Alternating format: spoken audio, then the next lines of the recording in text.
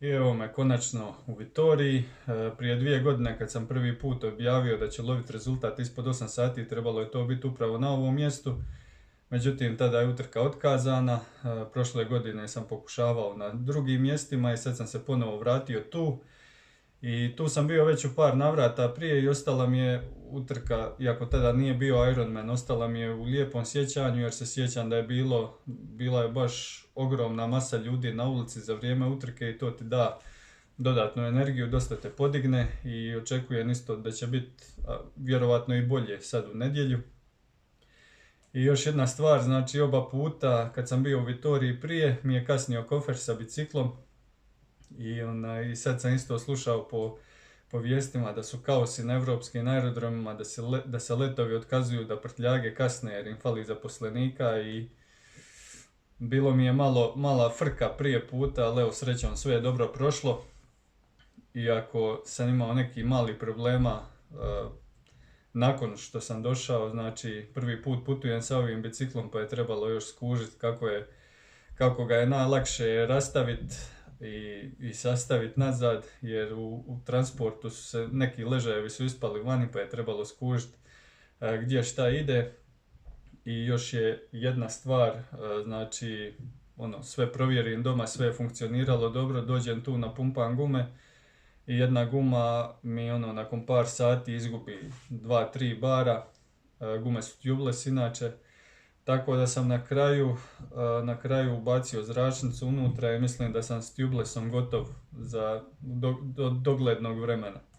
Pripreme za utrku mogli su, mislim nikad ništa nije savršeno, da se mogu vratiti nazad, vjerovatno bi zimski dio priprema malo drugačije napravio, malo sam previše požurio, mislim da sam vjerovatno u nekim momentima previše trenirao, ali evo u zadnjih par mjeseci sam se uspio vratiti na pravi put, mislim da sam napravio sad dobar posao sa ovim visinskim pripremama u Livinju i još sam nakon toga se vratio doma, trenirao doma 2 tjedna, prilagodio se i na vrućinu i sjećam se jednog istraživanja, ja mislim da sam u jednom od prijašnjih videa pričao o njemu, gdje su utvrdili da je kombinacija visinskih priprema i priprema na vrućini superiorna, znači na visini ti se povećaju hemoglobin, hematokrit, crvena krvna zrnca, dok ti na vrućini se poveća volumen krvne plazme, tako da u konačnici se dobije efekt kao da imaš više krvi.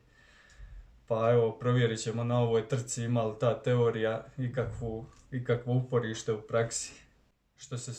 Što se same utrke tiče, meni je tu pričan primarno o vremenu, ali mi je primarni motiv plasman, znači ređe bi pobjedio sa 9,5 sati nego bio 11. sa 7,59, međutim eto, pokušat ću, mislim na ovoj trci obzirom kakva je konkurencija, za bilo kakav dobar plasman će trebati ići ispod 8 sati, vjerujem da će pobjednik biti debelo ispod 8, jednostavno tako je danas, konkurencija je dosta, cijeli sport je otišao dosta naprijed i ključ utrke će za mene biti u plivanju, i ako uspijem tu isplivat bolje nego što sam plivao u prvom dijelu sezone, ako uspijem biti recimo u grupi sa Wurfom i ovim Francuzima, mislim da sam u igri i za najviše pozicije, ali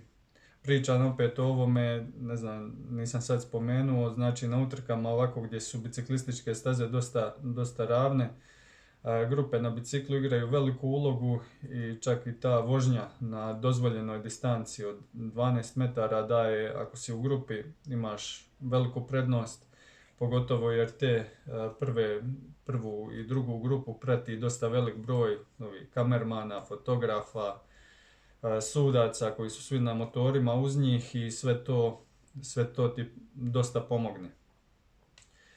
Znači, ako nisi u grupi, ako voziš sam iza njih, teško da ćeš stići. I gubiš za istu snagu, voziš na dosta manjoj prosječnoj brzini. U zadnje vrijeme mi plivanje nije išlo, u zadnji u biti par sezona, ali ako bi isplivao na razini, ja mislim da mi je to zadnje plivanje kakvo mi treba u nedjelju bilo u Italiji 2017. godine kad sam isplivao za 50 minuta i ako bi uspio ponoviti jedno takvo plivanje, vjerujem da bi bio u odličnoj poziciji i da bi onda mogla biti odlična utrka.